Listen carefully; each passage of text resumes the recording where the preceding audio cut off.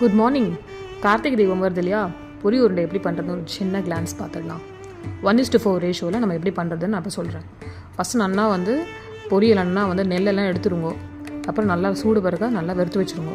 அதுக்கப்புறம் 4 cup பொரிக்கு 1 cup jaggery, இந்த கன்சிஸ்டன்சியில் நீங்கள் பண்ணிக்கலாம்.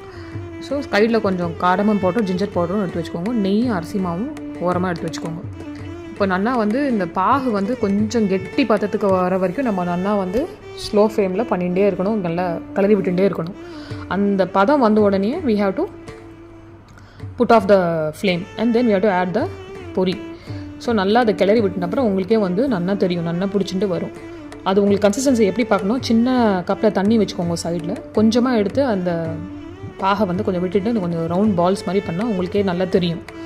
ஸோ அந்த மாதிரி பண்ணிட்டு நீங்கள் பொரியை நீங்கள் ஜாகரியில் மிக்ஸ் பண்ணிக்கலாம். ஸோ நல்லா மிக்ஸ் பண்ணிட்டு சைடில் கொஞ்சம் நெய் தடவி வச்சுக்கோங்க. நல்லா ரவுண்டாக பால்ஸ் பிடிங்கோ, சூப்பராக இருக்கும்.